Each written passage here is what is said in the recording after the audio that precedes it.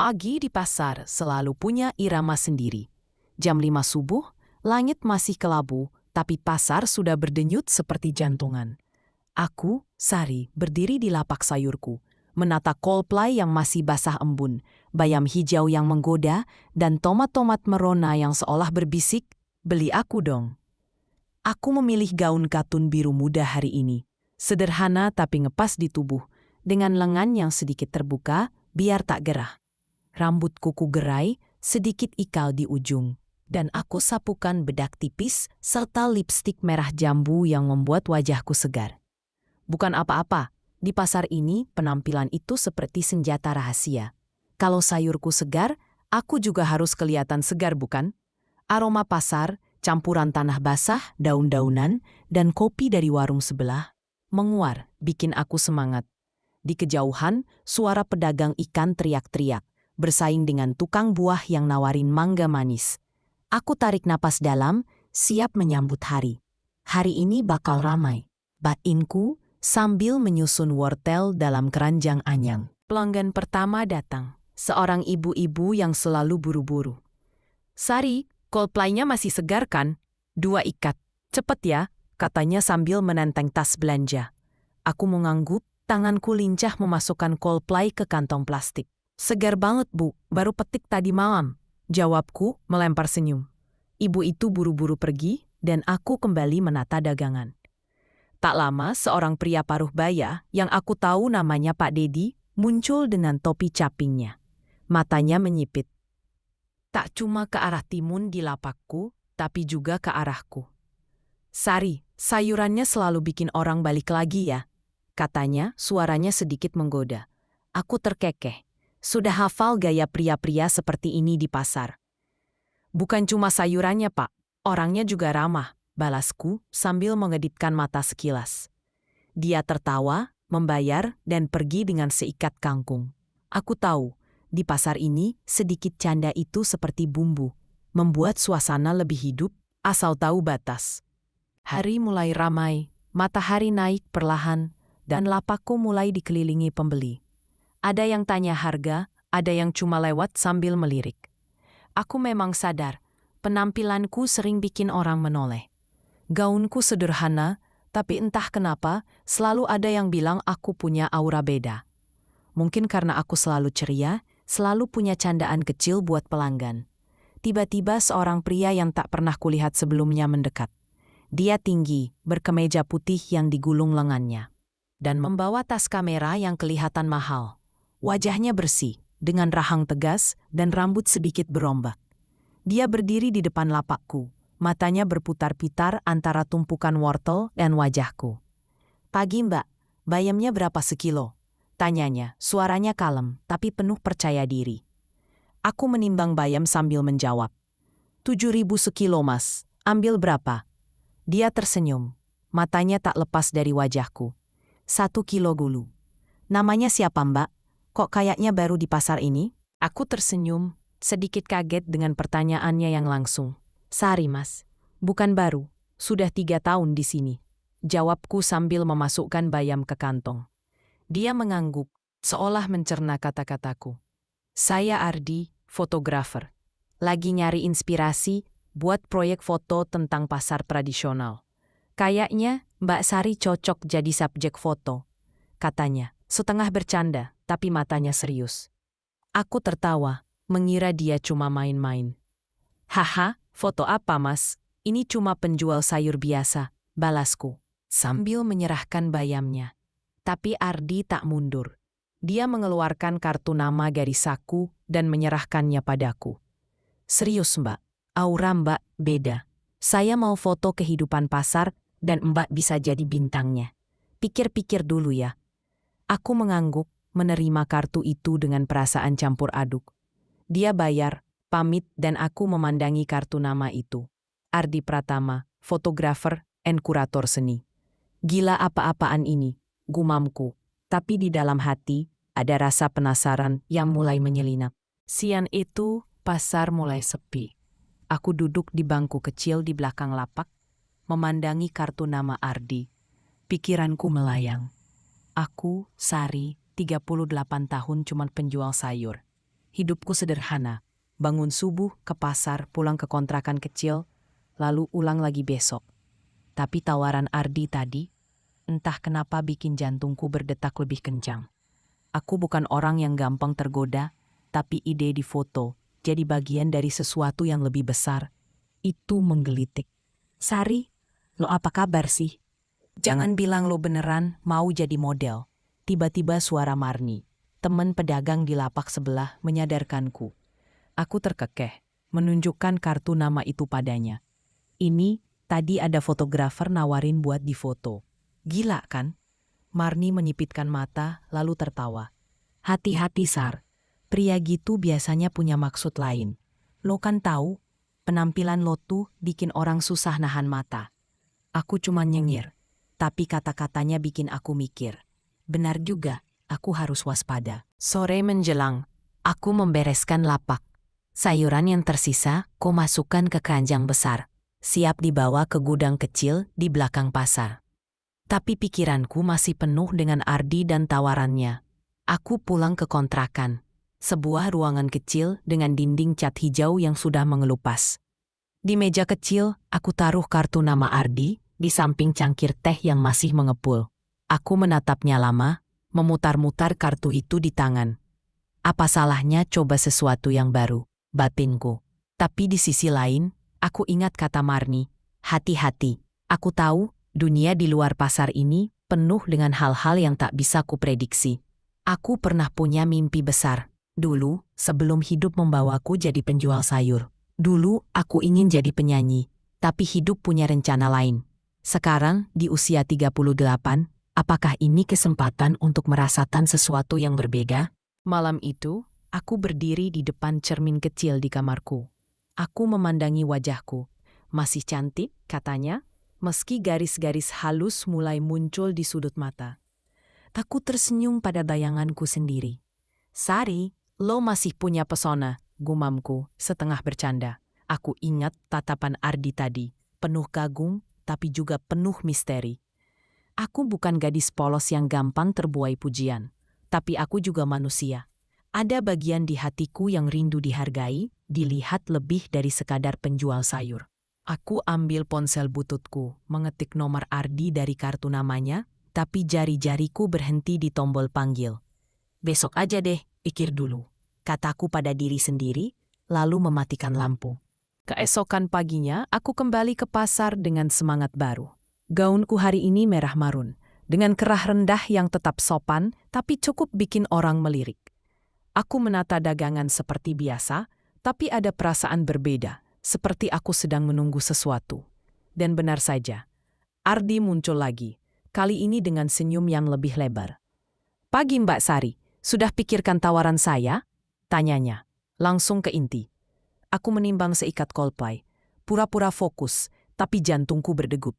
Belum, Mas, ini serius kan? Bukan cuman buah bibir di pasar, tanyaku, setengah bercanda. Dia tertawa, lalu mengeluarkan kamera dari tasnya. Serius Mbak, coba lihat ini. Dia menunjukkan foto-foto pasar lain di layar kameranya. Pedagang ikan, tukang buah, semua tampak hidup di bawah lensanya. Mbak Sari bisa jadi lebih dari ini, katanya. Suaranya penuh keyakinan. Aku menatapnya, mencoba membaca niatnya. Oke Mas, saya pikirkan. Tapi kalau saya setuju, fotonya di pasar aja, ya. Saya nggak mau yang aneh-aneh, kataku tegas. Ardi mengangguk, matanya berbinar. Deal, saya hubungi lagi ya. Dia pamit, dan aku memandanginya pergi. Pikiranku penuh tanya. Apa yang baru saja kulangkahkan ini? Di lapak, pelanggan datang silih berganti. Tapi pikiranku masih pada Ardi. Pak Budi, pelanggan setiaku, muncul lagi dengan candaannya. Sari, hari ini kok tambah cakep. Ada apa sih? Senyum-senyum sendiri. Tanyanya, sambil mengambil seikat daun bawang. Aku tertawa, menggeleng. Gak ada Pak, cuma lagi happy aja, jawabku. Tapi di dalam hati, aku tahu ada sesuatu yang berubah. Tawaran Ardi, meski sederhana, seperti membuka pintu kecil di hidupku yang selama ini monoton. Aku tak tahu apa yang ada di balik pintu itu, kesempatan atau justru masalah baru. Tapi untuk pertama kalinya setelah bertahun-tahun, aku merasa ada harapan. ada sesuatu yang bikin aku ingin melangkah lebih jauh. Malam itu, aku duduk di kursi kayu tua di kontrakanku, menatap dinding yang sudah mulai retak-retak. Cahaya lampu neon yang temaram bikin suasana makin sunyi. Cuma ada suara jangkrik dari luar dan sesekali deru motor lewat. Di tanganku, kartu nama Ardi masih kugenggam. Sudut-sudutnya sudah sedikit lecek, karena aku bolak-balik memandanginya. Tawaran jadi model foto untuk proyek pasar tradisional itu terngiang-ngiang. Aku, Sari, yang tiap hari cuma berkutat dengan Coldplay dan tomat, tiba-tiba dianggap punya aura yang layak diabadikan. Pikiranku melayang, campur aduk antara excited dan takut. Apa iya aku bisa masuk dunia begitu? Aku kan cuma penjual sayur, gumamku pada cermin kecil di dinding. Tapi di lubuk hati ada rasa ingin tahu yang membuncah. Hidupku selama ini terasa seperti roda yang muter di tempat. Bangun, ke pasar, jualan, pulang, tidur, ulang lagi. Tawaran ini meski bikin deg-degan, kayak membuka jendela kecil yang bikin udara segar masuk.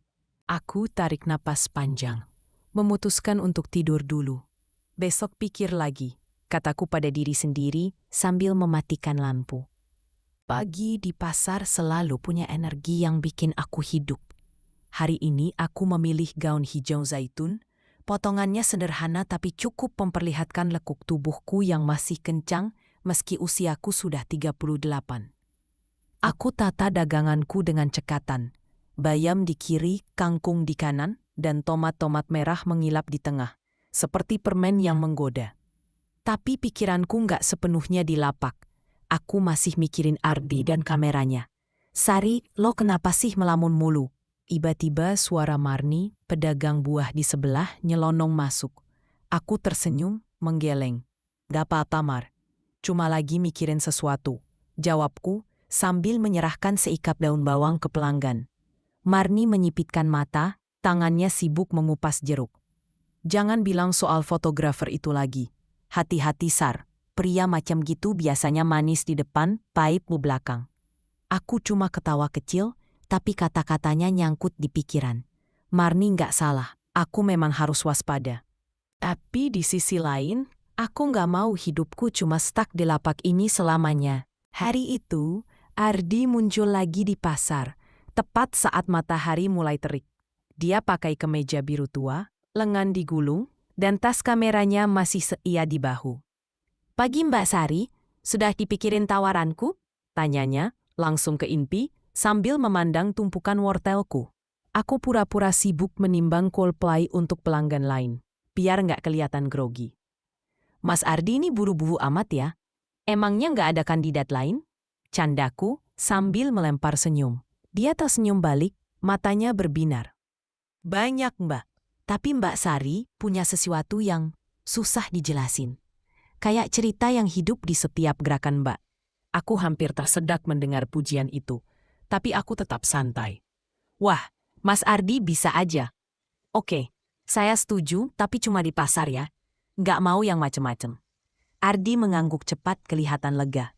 Sempurna, besok pagi kita mulai. Saya bawa peralatan, Mbak tinggal jadi diri sendiri aja. Dia pamit, dan aku memandanginya pergi.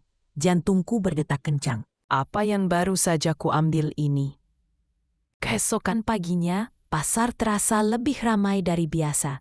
Atau mungkin cuma perasaanku, karena aku tahu hari ini beda. Aku pakai gaun kuning lembut. Kerahnya sedikit rendah, tapi masih sopan. Dan aku sengaja pilih anting-anting kecil yang berkilau, biar tambah ceria.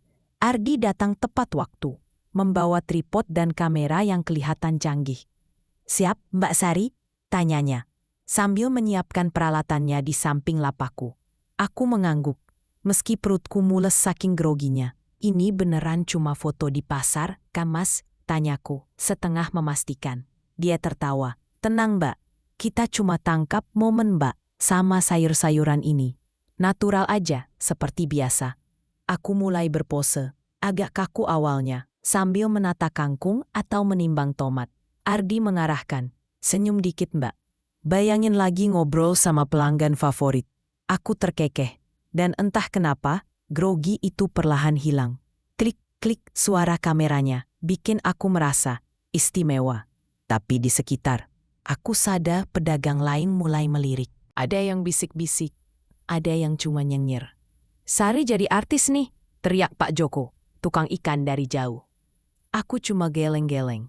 Tapi di dalam hati, aku menikmati momen ini. Pemotretan selesai menjelang siang, dan Ardi kelihatan puas. "Hasilnya bakal keren, Mbak. Nanti saya kirim beberapa ya, buat kenang-kenangan," katanya sambil membereskan kameranya. Aku mengangguk. Masih nggak percaya aku baru saja jadi model. Tapi begitu Ardi pergi, pasar mulai berubah suasana. Aku dengar bisik-bisik dari lapak sebelah. "Sari kok berani sih? Itu fotografer entah dari mana," kata seorang pedagang, suaranya pelan tapi cukup kencang buat ku dengar. Marni mendekat. Tangannya di pinggang. "Sar, lo yakin sama orang itu? Jangan-jangan cuma modus?" Aku cuma tersenyum. Tapi hatiku mulai gelisah.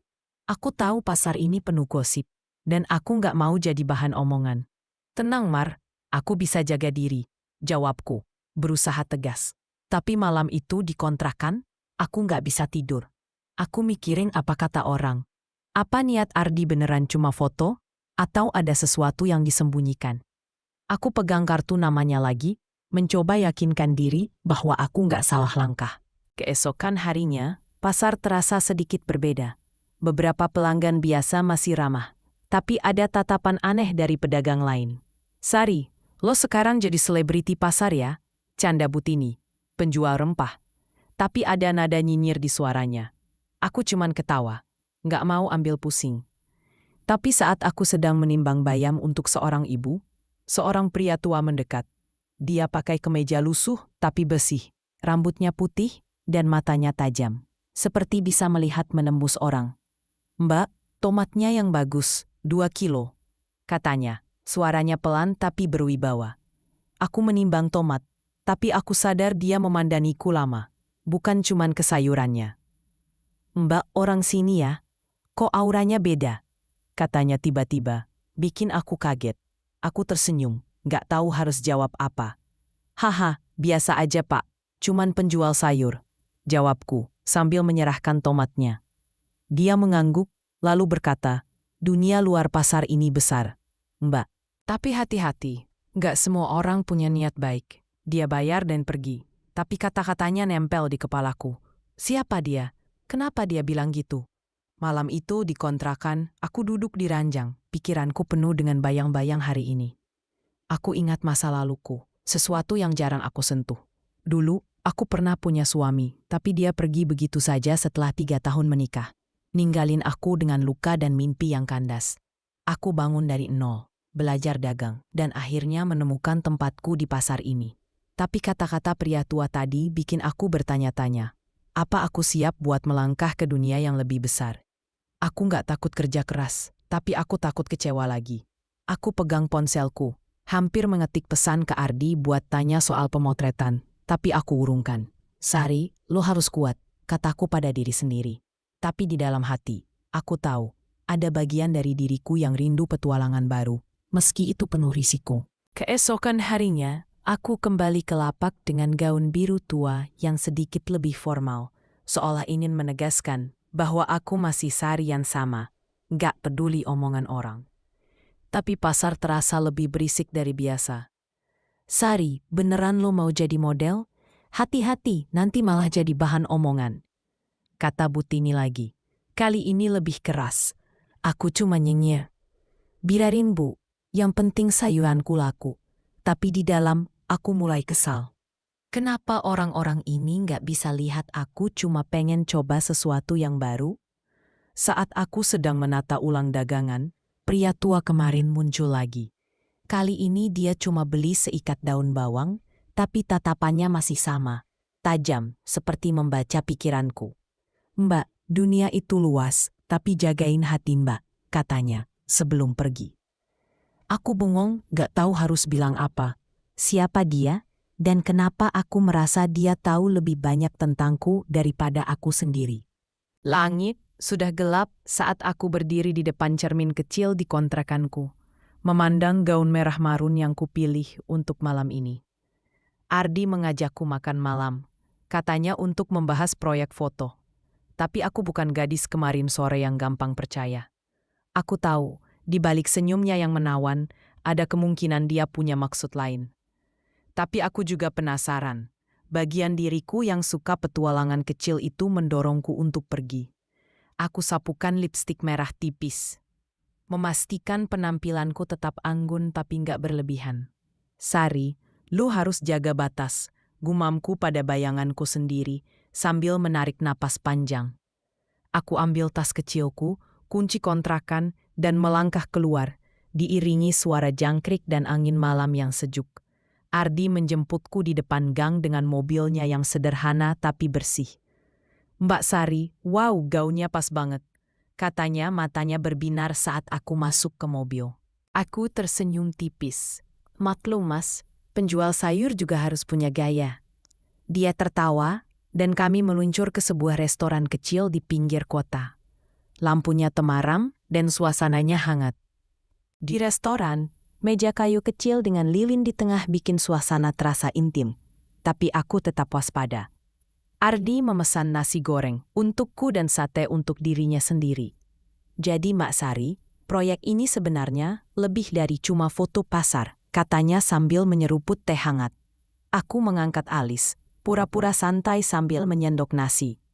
Maksudnya, bukan cuma foto saya sama Coldplay, candaku.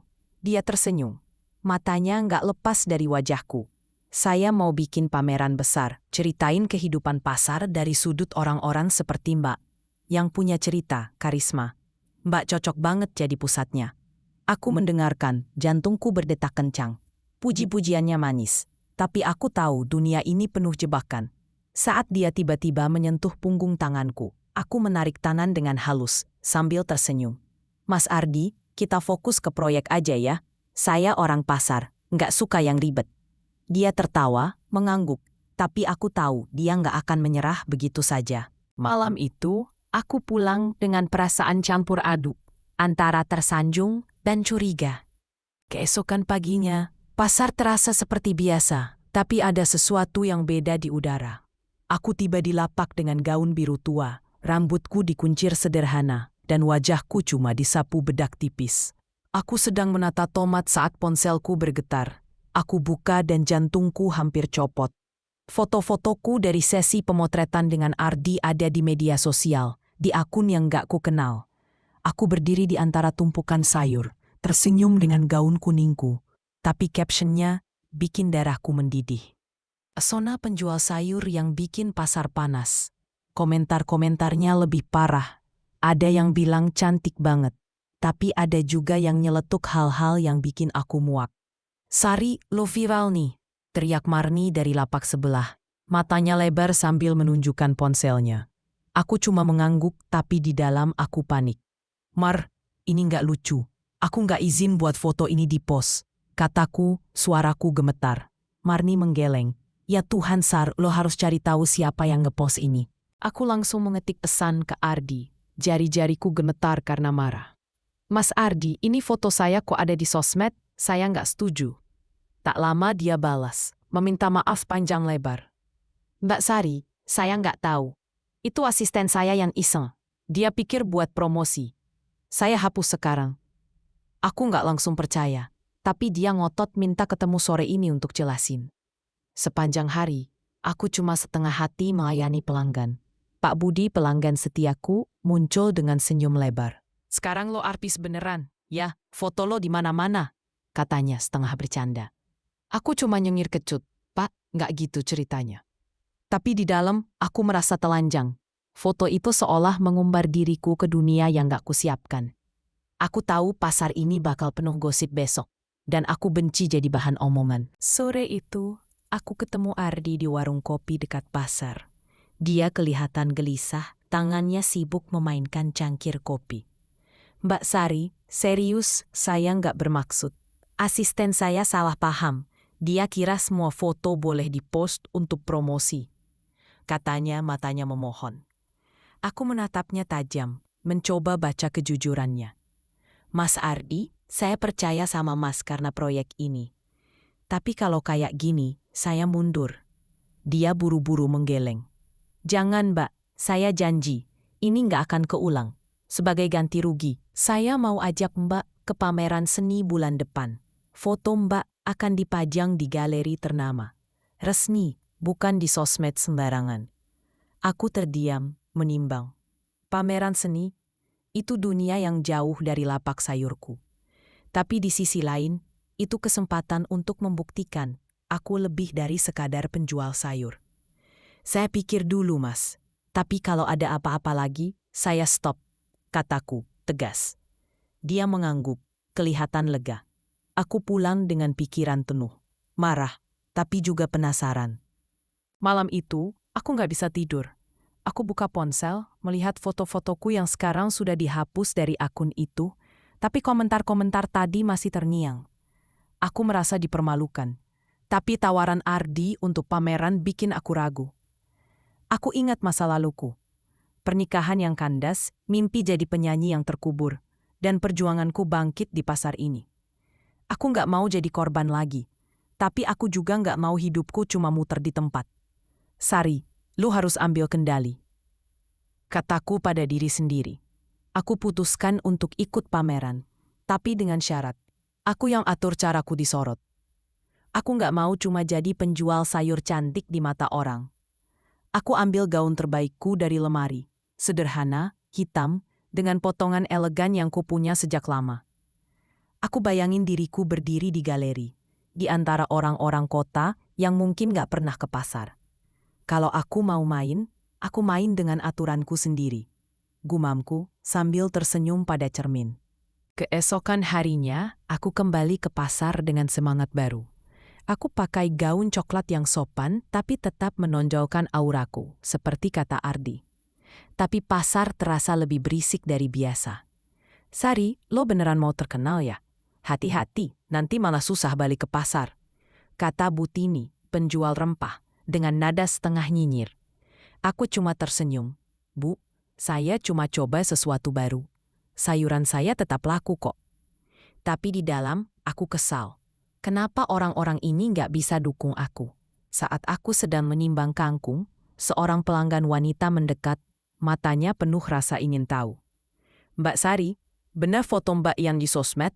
Keren loh, katanya, suaranya tulus. Aku tersenyum, sedikit lega. Haha, cuma iseng Bu. Tapi makasih ya. Kata-katanya bikin aku sadar. Mungkin nggak semua orang menilai buruk. Aku harus fokus ke tujuanku. Nggak peduli omongan orang. Malam pameran akhirnya tiba, dan aku berdiri di depan cermin kontrakanku, memandang gaun hitam sederhana yang kupilih dengan hati-hati.